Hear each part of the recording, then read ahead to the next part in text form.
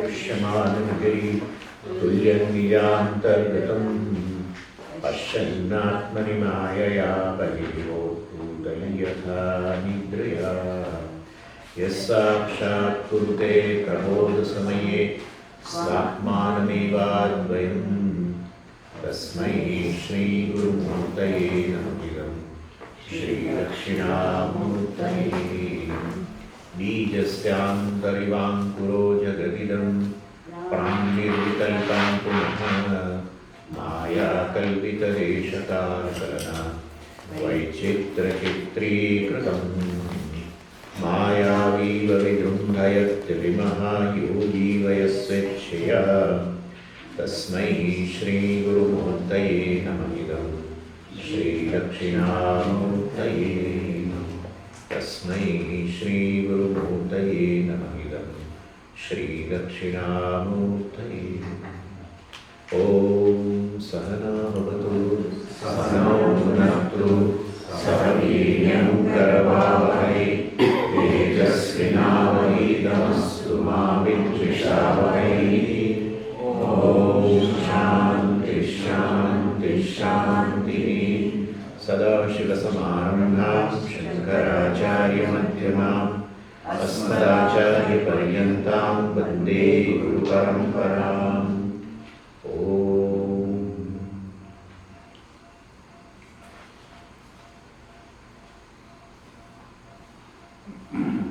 So the world is divided into two. Even though it is a one thing, experientially two. Subject, the knower, and the world, object. This is how everyone's experience is. Knower and known. Known includes unknown, knowable. But there's many things we don't know. But it's still object.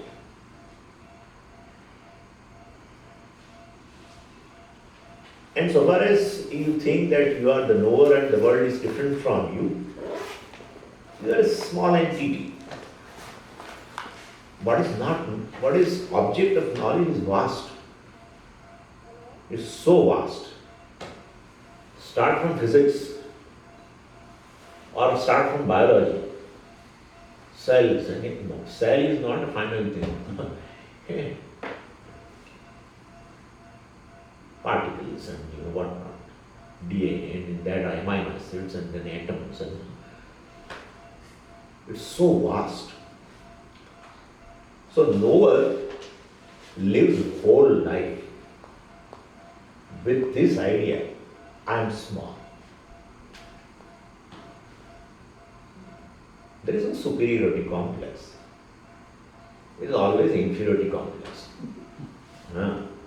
When inferiority complex becomes too intense that I can't stand, then it gets manifest in the form of so-called superiority complex.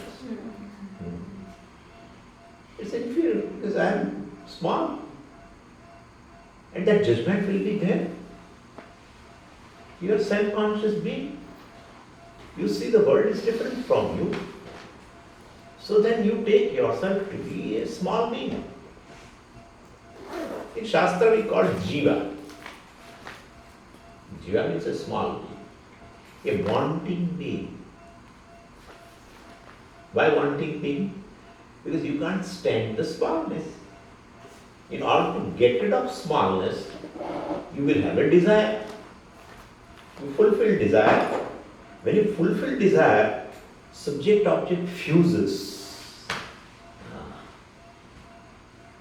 Subject-object together is whole. Experientially there is fullness. So far as a desire and object of desire are different from each other, there is a hard burn. When the desirer and the object of desire become one, the subject-object become one, there is experience of wholeness. Could you follow now? We feel the not knowing that you are whole. You feel the object has given you wholeness, happiness. Experientially, there is a fusion. Experientially. Swamiji, subject, object melt together, become one chocolate? No. Experientially, fusion. Everyone is basically a seeker of the non-duality. Okay? When you are seeking a joy, you are seeking non-duality. Yeah. You can't stand separation between you and your object of desire. You can't even tolerate the smallest distance between you, the desirer, and the object of desire. All the time you then search for this wholeness. As the object of desire, you get it. That I am a desirer, a wanting being, a small being gets dropped.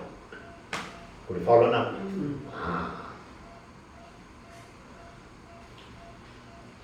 Earlier you understand born freedom in your life.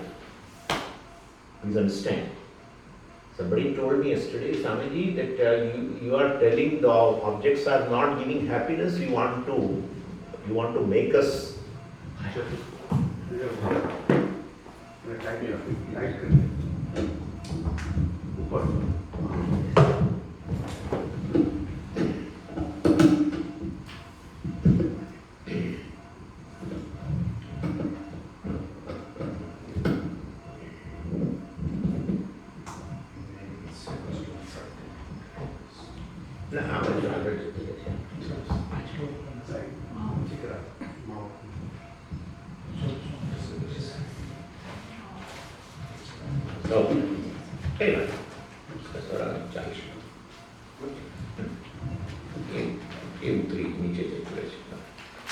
I won't touch it, okay?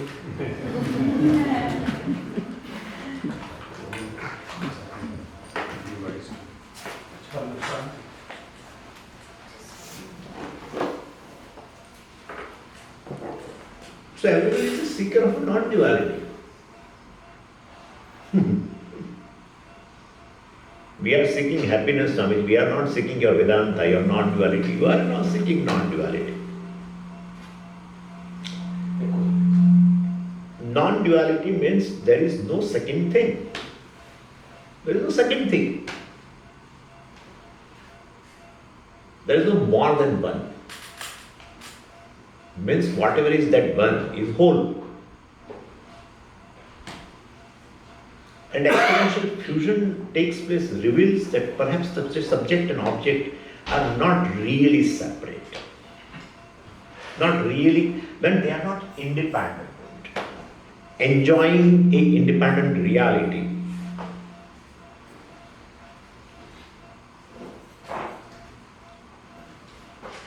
So you are seeking yourself. You are seeking yourself throughout the life. That's how you are not able to settle down in life. Seeking in external world what is most valuable for you. Seeking in the world, no one is comfortable. It gives a comfort in between. That comfort which you enjoy in between, in the moment of joy, is just yourself. If you understand that it is you, really speaking, is the whole, that can manifest in a moment of joy. Your entire commitment is to understand, to recognize that I am the whole. Your commitment is to know yourself. If you are not able to appreciate this, you remain a seeker. Everyone is a seeker in order to cease to be a seeker, basically. You don't want to be a seeker in order to remain seeker throughout the life. Every time when you seek, you feel that this would be the last seeking. Look at that.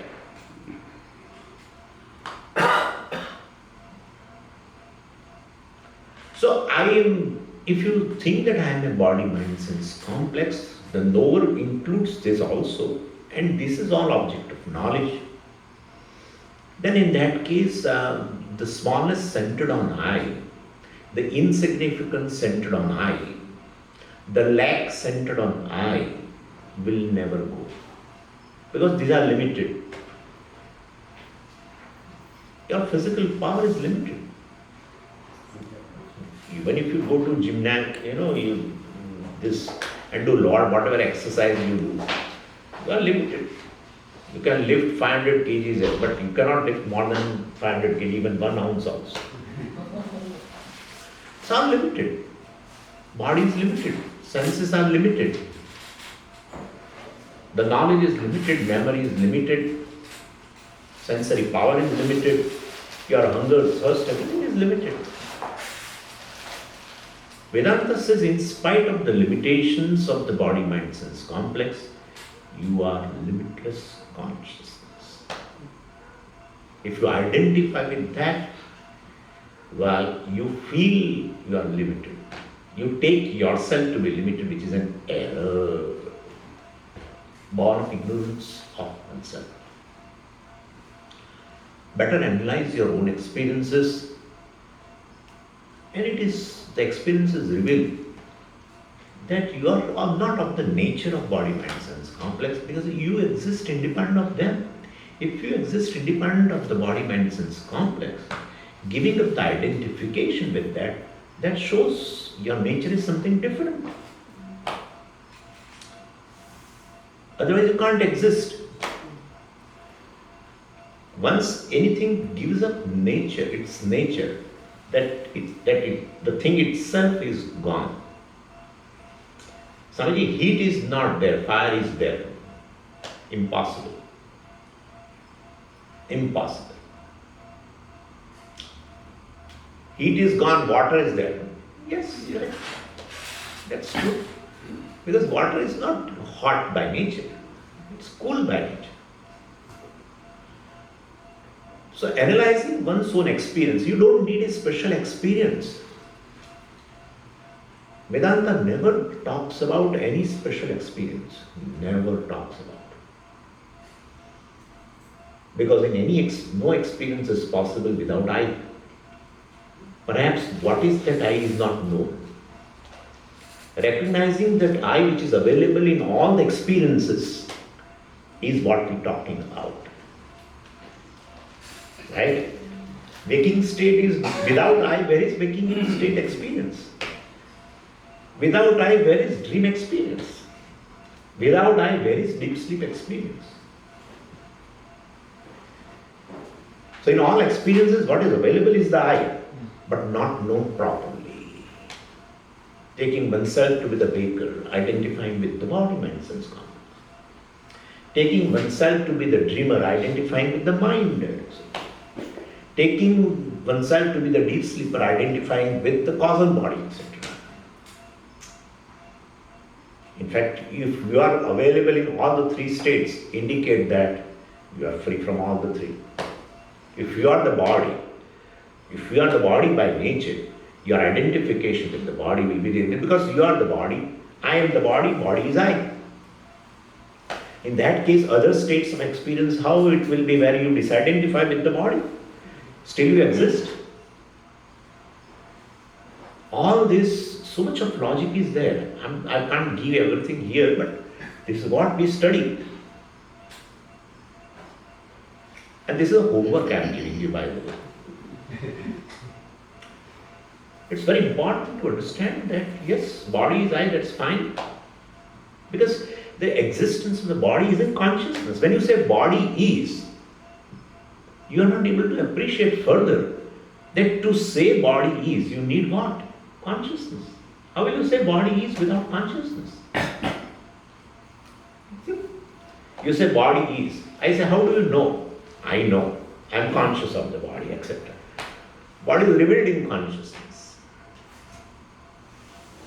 The existence of in consciousness, there is the existence of the body. In consciousness, there is existence of everything. We saw everything yesterday. So I am not the body, I am not the senses. I am the knower of senses, knower of the body.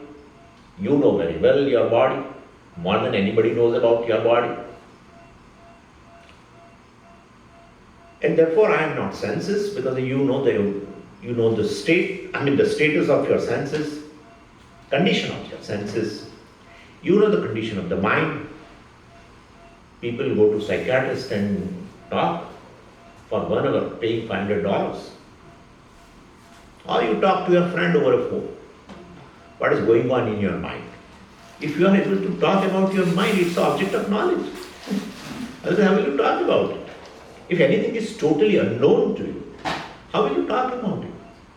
If you talk about it, and you are able to talk about it, how it functions in a given situation, if situation differs, how it behaves, everything, relating to this person, how your mind reacts, relating to that person, how your mind reacts, everything you are able to say. A clean object of knowledge. And then I am memory, etc. also is not true. I am engineer, doctor, etc. is not true, because it's all pertaining to the knowledge, the intellect.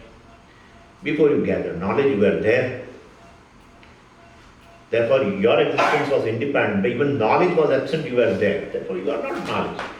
If you are the knowledge, if you are the engineer, then as the knowledge arises, you are born. No, you were born. Anyway, so you are very much there, even when knowledge was not there. That shows you are independent. And you are not ignorant also, because you have knowledge. Then ignorance also is not your nature. And therefore, you are knower. And as so far as everything, all objects of knowledge are there, you are knower. Seer, hearer, etc. When they are not there, knower status is not there. Knower indicates, ER indicates, I told you yesterday, agent of an action, like a runner, walker, etc. Therefore, knower also is with respect to something which is known, object of knowledge. You are knower. If nothing is there, then you are not a knower. Means you are gone, you become zero. No, you are very much there. The content of the knower, that's knowledge, consciousness. So you are consciousness, basically. That's your reality. Your consciousness. You gain a status of a knower when object of knowledge is there. If it is not there, you are just consciousness. And therefore, when the sound is there, hearer is there, consciousness is there. Color, form, etc. is there, the seer is there, consciousness is there. Thought is there, thinker is there, consciousness is there. Thought is gone. No one say, what is that, Swamiji? Thought is gone. Everyone say, yeah, thought is gone. It's an experience. Who says no? Everyone has an experience, even in a waking state. That's how in Mandukikarika, Acharya proves in a waking state all the three are there. Waker, dreamer and deep sleeper in a waking state. Amazing. Person becomes, Gujarati, Nigbud.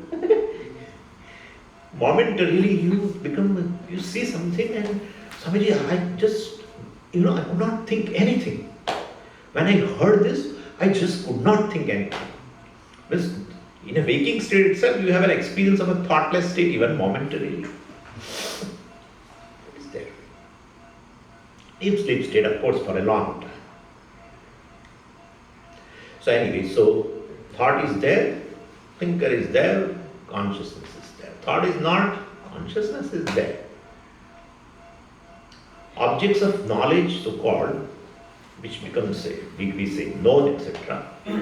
They are present, I am there. They are absent, I am there. That's called reality. The definition of reality is which is not available for negation. Not available for negation. That's only called truth, which you cannot deny at any time. That's called truth. Satyam. That's all called Satyam. Not available for negation in all the three periods of time. Past, present, future. Past consciousness. Present consciousness. Future consciousness. How will you deny it? That's the one thing which is invariably present in everything in the world.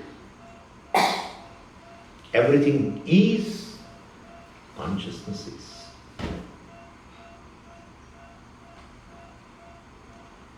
So the whole world exists, including space and time, because space consciousness. Space is equal to space consciousness is. Right? No, Swamiji, there is space, but there is no consciousness. To say that, you need consciousness, okay? So world is consciousnesses. World is not consciousnesses. Space-time. Means your existence is independent of even time. Big thing. Everything exists in time. You are timeless. Because you exist, time doesn't exist. Now they are proving, physics is proving all this myth of time and everything. You can go back and so many things are going on. We don't really take support of the physics, etc. We don't need. We have our own methods of proving what is real, what is not. So I am spaceless consciousness. Space is in consciousness. The existence of space is proven in consciousness, revealed in consciousness, is known in consciousness, whatever you say. So nothing is without consciousness. Nothing is beyond consciousness. Nothing is besides consciousness. Swamiji, world is there, your consciousness. Look at it. Your consciousness. World is there, your consciousness is there. There is a demarking line in between. Okay. How do you know that demarking line? I know that. Okay. So that demarking line along with both exist in consciousness. Please understand this. So the existence in the entire world, the isness in the entire world is proven in consciousness. World doesn't have its own existence. World doesn't have any its own existence. Even between you and me, you prove my existence, honestly. If I don't speak anything, right? And if your eyes is closed, I don't speak anything. And then, how will I prove my existence to you? I cannot prove. An unheard sound by anybody. The other day I was walking on a trail,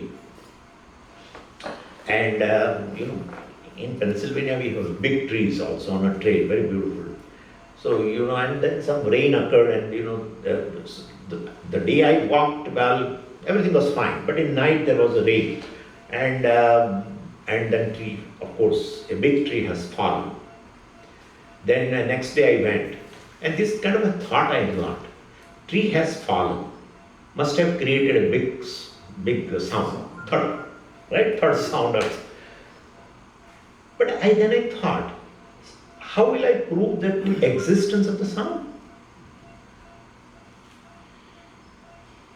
I didn't hear, okay? I was in the hole. I didn't hear. Sorry, somebody must have heard. Think that there was nobody around. Will that unheard sound can prove an existence? No, sorry, but then, the tree has fallen. Definitely there must have been a sound. Because if this thing, object falls here, there will be a sound. Therefore, look at that. Inference.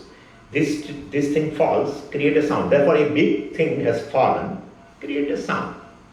But who proves the existence of that sound through inference? You.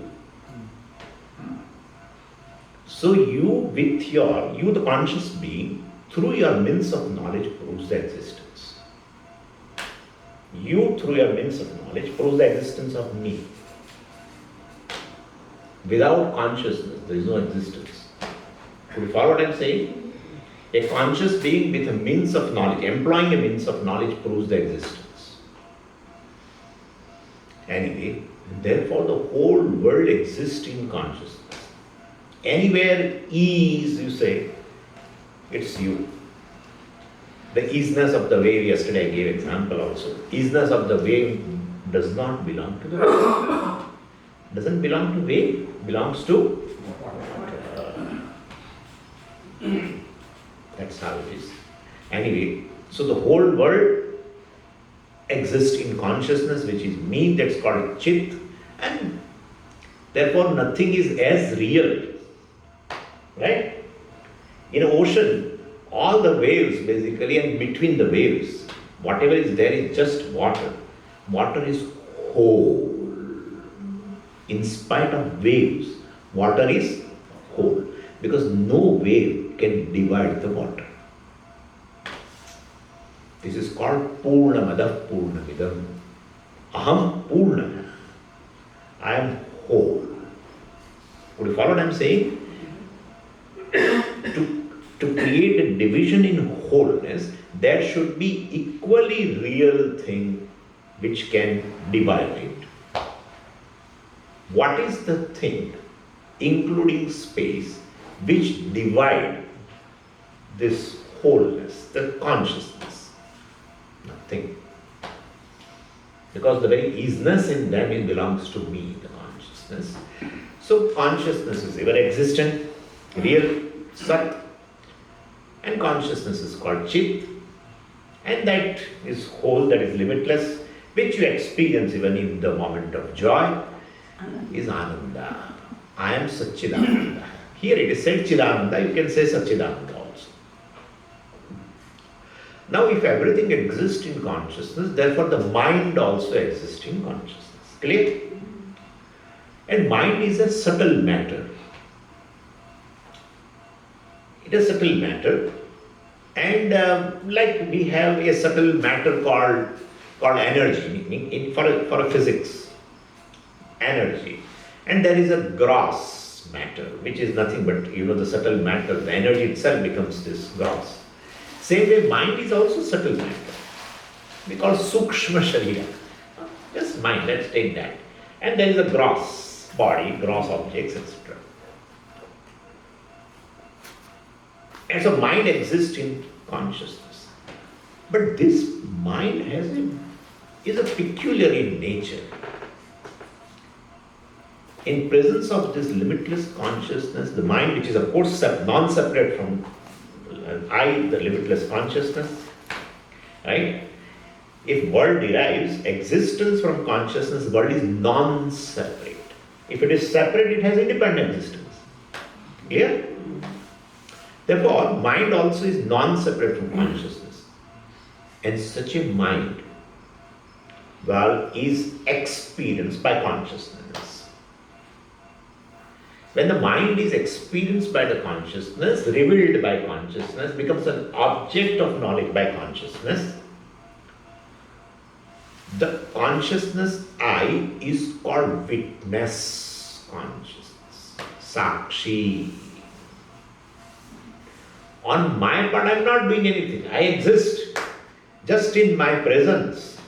But if I become absent, that's not the way. I have already told you.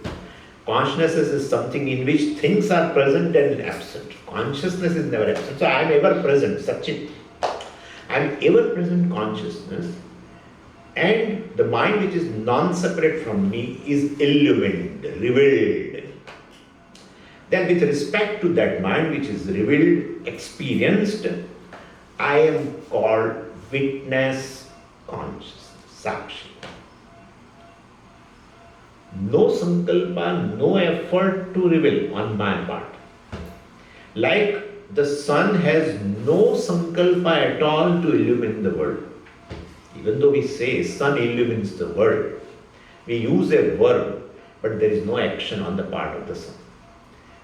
The better is sun shines, not sun doesn't illuminate. Sun shines, self-shining. In presence of such a sun, the world which is very close gets illumined. So with respect to what is illumined, you may now impose another status on the sun, self-shining sun. What? Illuminator. And if you ask to a sun says, well, I shine in my glory. I have not done even a sankalpa to illumine the world. This is called Sākṣī, witness. I would call as now another primary experiencer. Primary experiencer has not even done a sankalpa to experience the mind. I will give you an example, you will immediately understand. One boy came to US for a study. And when he was studying, he came in contact with one girl who was also studying along with him. That user Subbu, who came here, coming from a very family which is little, Brahmin family, and so they cannot stand, even parents could not stand that he will marry to some American girl. So he came here and he liked a particular girl who was studying, both were in medicine, and then they thought of marrying also. They dated for some time and then they thought of marrying, but now issue is how to convey. So they thought, we don't want to convey right now, but let's get married. As they got married, even the parents in India and the sister and brothers and all, they didn't know anything about that. Their status has changed. For that girl, they are all in-laws. And suppose the girl's family also may not have got agreed for that. So on the side of girl also, whatever the people are there, their status has already changed. Without even they have done sankalpa, they have not done any sankalpa, let me become a father-in-law. Status has changed. This is what it is. Sun's status has changed even without an iota of a change on the part of sun. Sun is a self-shining. Beautiful example for the Atma. A self-shining, self-revealing. Who reveals I? I. Who reveals it? Do you think eyes reveal I? Do you think ears reveal I? In fact, they are revealed by I. Who reveals? Do you think your mind reveals I? No. Even if your mind is absent, I is there. That's what I told you. Thought is not there, still you are there. Nobody reveals I. If nobody reveals I, then therefore there is no I. No, I is always there. Self-revealing. Because of the nature of consciousness. I am self-revealing. A self-revealing thing is self-existing. Its existence is not dependent upon anything. If its existence is not dependent upon anything, it is not a time-bound entity. If it is not a time-bound entity, I am immortal. And this is I don't want to go into that, but I am telling you this. Your existence is not dependent upon anything, because you are revealing itself. What is revealed by something will prove its existence. You reveal existence of anything, you reveal existence of this, thereby you prove its existence. That's how it goes together. You say, Swamiji, I know particular thing. Then you say that thing is. Otherwise, how will you say? Swamiji, this is too much. Even if it is too much, I would like to tell, because what you are seeking throughout the life. Everyone takes every day 10, 15 tablets, this vitamin, that vitamin, and doing a lot of exercise. For what? Swamiji, one day more. One day more. I want to live one day more. Right? Today is a cash, tomorrow is a credit. Tomorrow is a credit. We don't know. Nobody knows tomorrow what person wakes up on. Today is a cash. That to this moment is a cash, to be honest with you. Yeah. That's how they say one who lives moment by moment is a sane being. One who lives always in the past or in future is an insane being.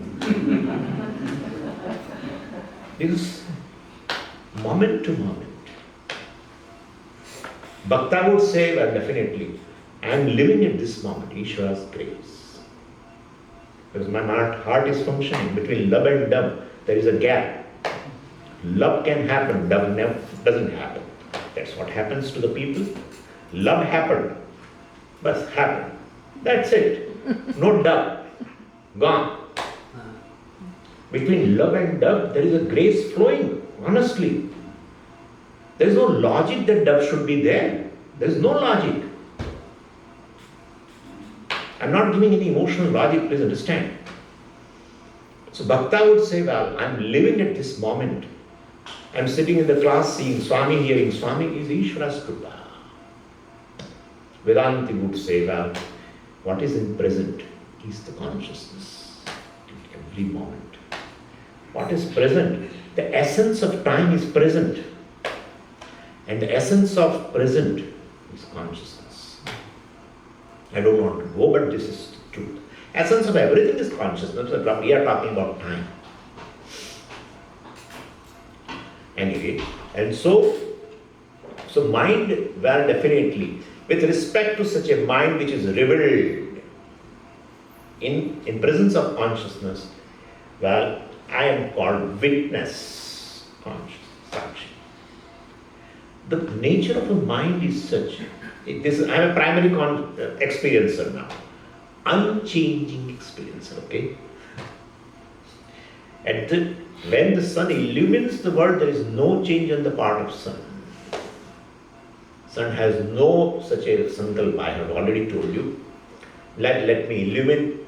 Then I have illumined for thousands of years. I need all some holidays now. No. It illumines. Unchanging illuminator. I'm purposely using this word because we have to introduce another experiencer. So this is a primary experience, unchanging. It's called witness consciousness, Sākṣī. Now mind which is illumined like that has a capacity to become conscious. Mind becomes conscious. Thousands of objects are there in the world. But there are certain objects which are shining, like a mirror, like a surface of a new car, like a water, right?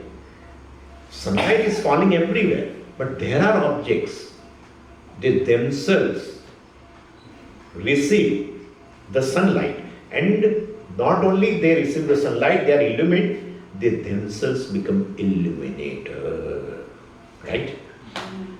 Exactly like that. Now mind, of course, is illumined by the consciousness, revealed by consciousness, has become object of knowledge. And that mind itself becomes conscious. As the mind becomes conscious, this is a process I am showing actually. You don't think that exactly this is how it is happening. But I want to explain you something which is there in the first verse, Manobuddhi Ahankara. So, a primary experiencer, unchanging experiencer. Now mind which is illumined and become conscious, sentient, will have an I thought. And I thought, because it has become sentient, so it become active. That I thought, what is the object of that I thought? Whole mind. And therefore you feel a conscious mind, sentient mind. Therefore I thought is always with sentiency, which is called ahankara. Right? that ahankara, that conscious mind, now travels. It remains there, but then the mind will definitely, the part of the mind goes out through senses, contact objects, and will have a different thoughts.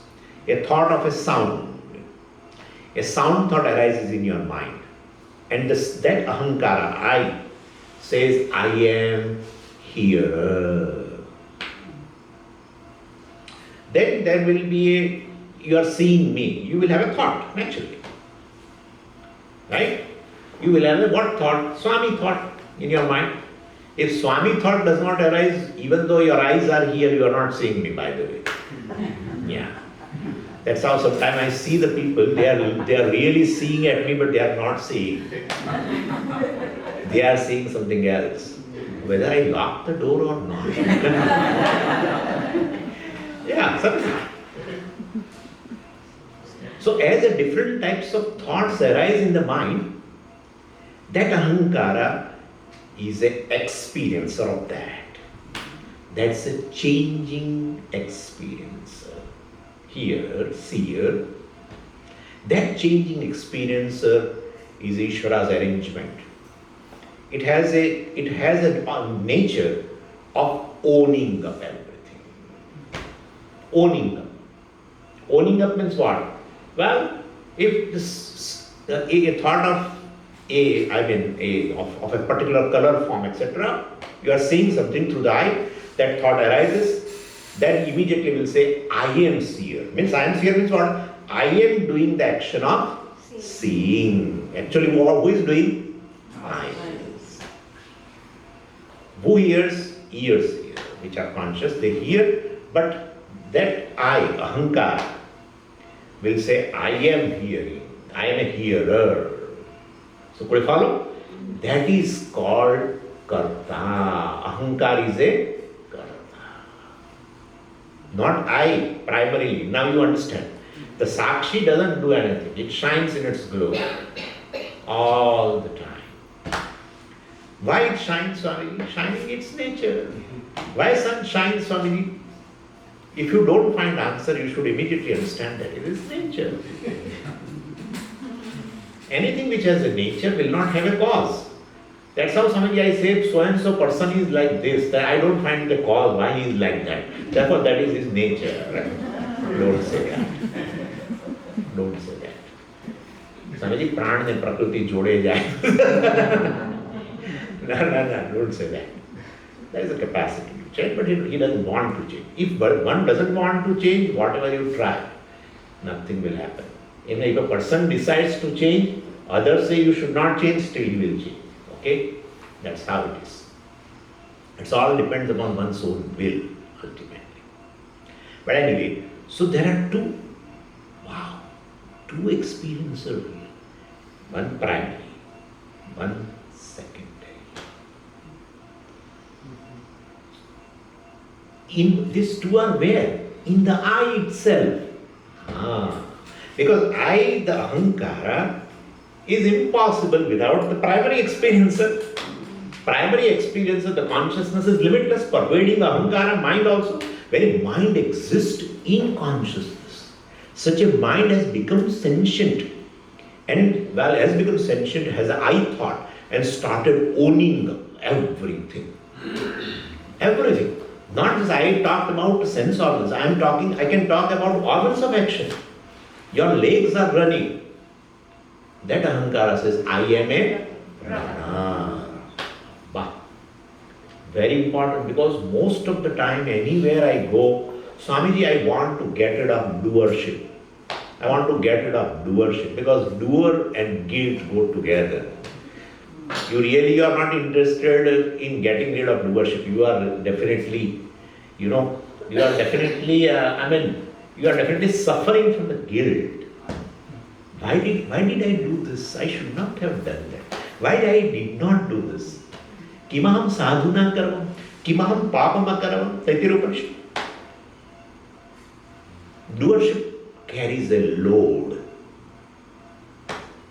Because of doership alone, there is a punya papa. Because of that, there is a janma. Understand now. Ahankara is a doer. It's a Ishvara's arrangement. Where a lot of activities are happening, we will ask, who is doing? That will be the first question, in fact. People say Ahankara is a Rakshasa, and don't say that. It's Ishvara. Honestly. Anyway, so these two are together. Naturally. Because Ahankara, the mind, conscious mind, exists where? In consciousness, Sākṣī, non-separate. So when you say I, in fact there are two. There are two. No, Swamiji, only Ahankara is there. Ahankara doesn't have existence without consciousness. I have told you, mind, conscious mind. If everything exists in consciousness, mind also exists in consciousness. Mind has a special feature of becoming conscious, becoming an experiencer. So as the different thoughts arise rather, that is secondary, the changing experience. But unfortunately, not knowing that I am a primary experiencer, Sākṣī, I'm just a witness consciousness, the whole world, including this mind, Ahankara, etc., exists in me, not knowing that, you take yourself to be just Ahankara, kartā, bhokta. And that is limited because it is a conscious mind, very limited, identified with further identification with the body, mind, body, senses, everything. So therefore you say, I am an individual who is a kartā, bhokta. Born of ignorance of yourself that you are a witness consciousness. Clear? Mm-hmm. All the time it is a mixture. Everything is a mixture. Because everything is a mixture of a variable name and form, an invariable consciousness. Right? Am I right? Because the very easiness in anything is consciousness. The consciousness is all the time there. Same way mind also. Ahankara also is like that. That's how Vedanta is a discriminative inquiry between Atma and Anatma. To be specific, Atma and Ahankara. This is not Atma, Swamiji. That is not Vedanta. This is not Atma. Who says it is Atma? But something is there which you say as I. Right? Ahankara, you say, this is what I am. I am Jiva, I am individual, I am body, mind, sense, complex. So I thought arise, and that I thought owns up everything. Owns up whatever is there here, because the subtle body pervades this gross body, and therefore there is through subtle body, the I sense comes up to this, and everything else becomes non-I. Right? Really speaking, what is non-I and I, it has one basis called consciousness. Therefore, the subject-object division is not a true division. It's all born of what? Ignorance of oneself. And these things are very much possible. That you are seeing two things, but you appreciate one. Yeah. You take other thing for granted. You are seeing me.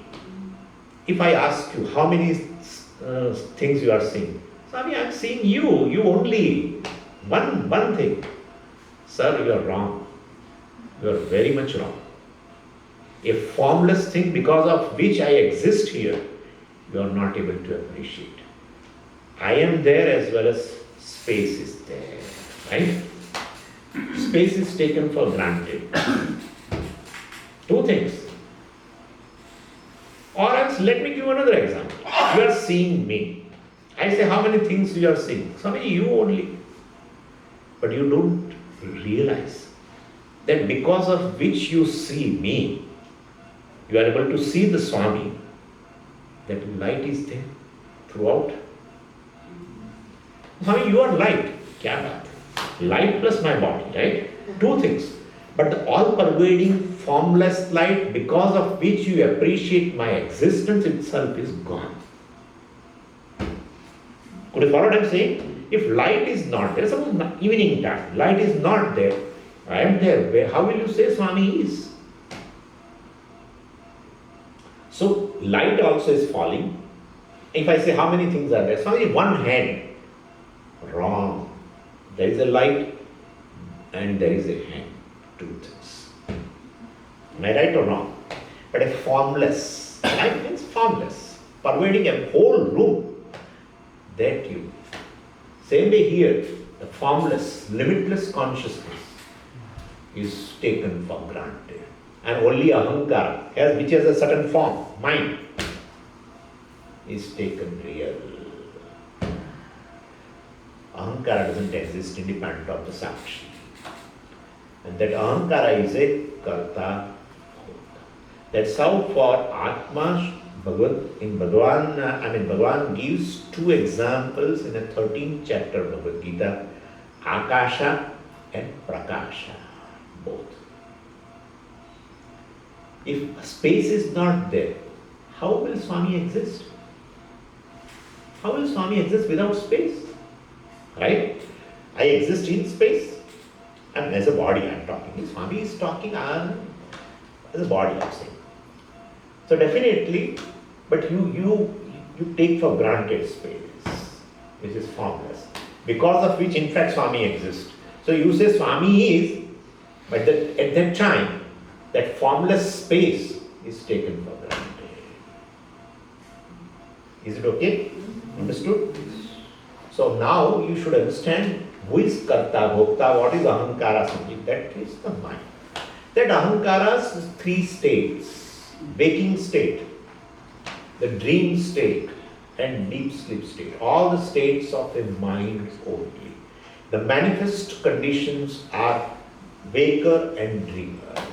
Unmanifest condition of the conscious mind is called deep sleep. It's not a state of Atma. Atma ever shines. Ever shines in its glow. Sve mahimni tishtati.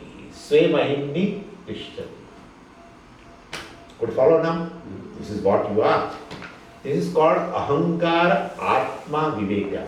Ahankara is also an atma. Now you understand very well.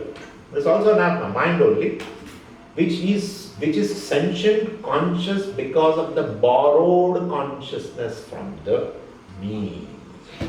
Right? So itself is not of the nature of consciousness. We know now. It is inert by nature, made up of subtle matter, becomes conscious because of its special nature. Like everything shines in this world in sunlight, but there are certain objects which receive the sunlight at the same time. They become a secondary illuminator. Primary is the sun.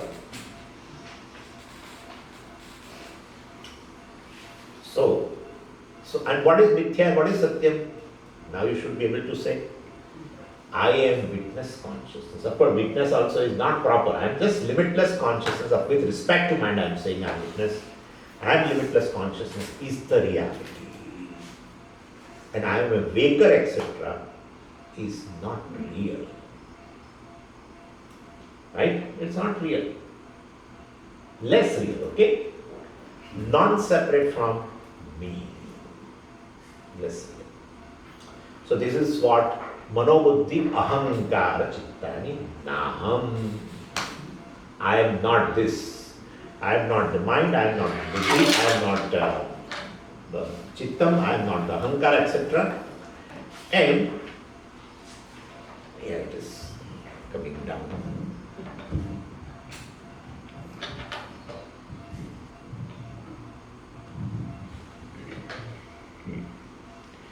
And so Upanishad or Vedanta talks about these two realities. We have to understand properly. We generally think that there are only two realities. Either something existent, experienced, or non-existent, not experienced. everywhere these two things only are there, categorically. Two categories, existent, non-existent. Only in Vedanta there is a third category, so-called, or you can say which is not within the category, has been talked about. And that is this world. You cannot say it is not there, you cannot say it is there. I will explain you. And we have a very standard example of a pot. Yeah, it's a stock example, because this is all the time there. When you see that there is a pot, really speaking, is there a pot or not? Pot is born of clay, sustained by clay, and resolves into clay. The weight of pot is weight of clay. The form of the pot is form of clay. The taste of the pot is taste of clay. The smell of the pot does not belong to pot, smell of clay. Then where is pot? Swamiji, it's a weightless pot. Anything which is concretely there, really there, can become weightless. Weightless means where is pot? What is the attribute which you really, which you can say that it belongs to pot? Tell me. The form and shape. It's a form of a pot or form of a clay? Form of the clay. Clay. Space. But the chain exists. So therefore, basically, pot is basically, pot is clay. Clay is not pot. Very first thing is clay is not pot. And clay is clay. That's for sure. Pot is a form of a clay. Is such a form which is useful. And that clay can assume any form. If clay is pot, then clay cannot be lead. Clay cannot be jar. No. Clay can be lead also. Clay can be jar also. And that pot form also has no connection with the clay. That pot form can go with the silver, can go with the copper, can go with the stainless steel also.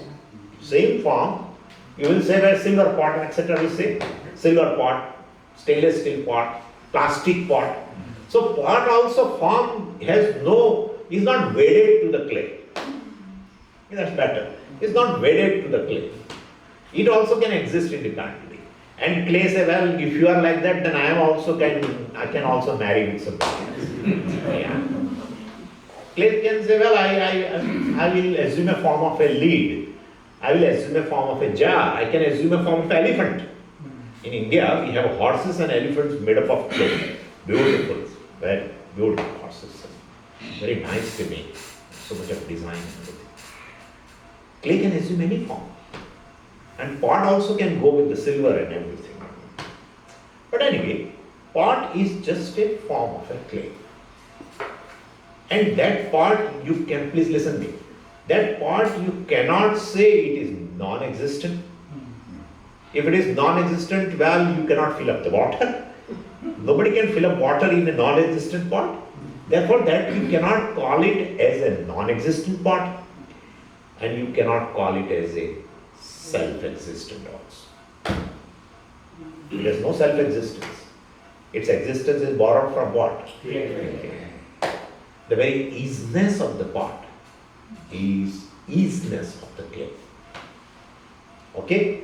This is a category which you cannot call non-existent, which you cannot call existent, self-existent. Is a third category. This is the category in which whole subject-object falls. Mind. Non-existent? No. Okay, mind, then mind, Swamiji, is an independent existence. No, sir. That mind is mind consciousness is. Could you follow? Yes. So start from the subject. Memory is memory consciousness. Emotion is emotion consciousness. Perception is perception consciousness. Therefore, all these things which we experience, emotion, memory, mind, ahankara, all this and everything in the world, we experience it. Therefore, we cannot say non-existent. At the same time, you cannot say they have independent existence, independent of consciousness. No. Therefore, such a world which is in the form of a subject and object is called Mithyā. Okay? Now I am using this. I am witness consciousness, I am consciousness, limitless consciousness, Chidananda, and the world which exists in me is Mithyā. Brahma Satyam, this is how it is. Brahman, limitless consciousness. So I am limitless consciousness, Brahman, and the world which exists in me, including space and time, is Mithyā. Mithyā means which is not available for a specific category as existent or non-existent. Everything in the world is like this, starting from a shirt. Shirt is or not. A shirt is existent or not? You are really crazy guy. Shirt is. Then what about fabric? Oh, no, sorry. Shirt really is just apparent. What is there is a fabric, cotton fabric or whatever. So the reality of the shirt, the easiness of the shirt belongs to shirt or to the fabric? Hey, same thing. Why same thing? Go ahead. Fabric is. Oh, sorry. Fabric is a self-existing thing, real. No, fabric also is the same. Fabric is, well, you say, well, definitely that is threads or fibers. Actually, otherwise with fibers only, you know. Anyway, so fiber is, and fabric, of course, is ultimately the reality in the fabric is a fiber. Fiber also you can go ahead. Like that, you go ahead, whole world you can reduce like this. Fiber also is, well, basically, ultimately, it's all chemical, right? They make from chemicals, some chemical, polymer, something. So that polymer is. Then you say, no, that is also not. Atom or molecule is. Molecule is not, well, atom is. The concept is. Concept is because consciousness is ultimately, it's ultimate. I don't want to go into that, but this is how it is. This is how it is. So ultimately, the whole world, names and forms, basically is Mithyā. The reality, the substratum, the adhisthānam is consciousness, Chidananda, in which the existence of everything is proven. And therefore everything is Chidananda. One limitless Chidananda consciousness plus uncountable things is equal to one limitless Chidananda. One clay plus 1,000 pots is equal to one clay only means what? Let's take 2 pounds of clay. That's 2 pounds and more than that. We should. This gold example is good. That's bad. Because they will not be like. Think that 1 kg, it is so much price. 1 kilo of a gold plus 500 our rings and 300 chains is equal to 1 kilo of gold. Am I right? Am I right? Addition of any ornament to the 1 kg of the gold doesn't make any difference to the gold.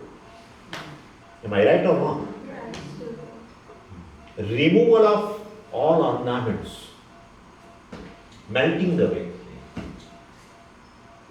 of all ornaments, well, doesn't make any difference to the 1 kg of gold. Thousands of names and forms, golden world, whose reality is the gold, is like this. One limitless Chidananda. Why you are talking like this? I have to introduce Śiva. Huh? To introduce Śiva now. We want to hear I am Ishvara, so people are waiting for that.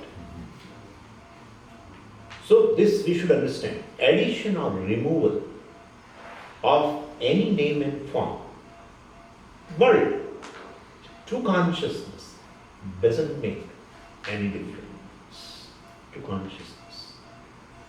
You are unaffected by any name and form. Why? Mithyātva. Mithyā. Any thought arises in the consciousness. Well, consciousness is as it is. Thought goes away. Consciousness is as it is. Anyway, that's how the limitless consciousness is called asanga. Gold is unconnected to all ornaments. All ornaments, 500 ornaments are there, bangles or something, whatever. Because Swamiji, they are there, then they may crush this gold. Gold is under the weight of all these ornaments. It will be crushed. If you tell to the gold that, well, I have so much of compassion for you, these all ornaments are really sitting on you. He said, what ornaments are sitting on me? What ornaments you are talking about? I see all the way, everywhere, I am only there. Could you follow what I am saying? Yeah. Why you are saying, Swamiji, oh, world is looming so large in me. My God. I have a list of complaints for sentient and insentient things in the world. All the time bothered. All the time. Favorable situation, unfavorable situation. All the time bothered. And you feel that the world is really, impacting you. It's like a ring or a chain impacts the gold. How a chain can impact the gold? How a wave can affect the water? Could you follow? I can introduce now this because you know the reality. So consciousness is as it is. Addition or removal. Right? Pot plus clay. Pot is still clay. And clay minus pot, still clay. So this is our arithmetic. Vedantic arithmetic is one limitless consciousness plus countless things. Oh my God, countless names and forms is equal to what? One limitless consciousness. Yes. 1 plus billions, trillions, zillions is equal to 1. This is our arithmetic. This is simple.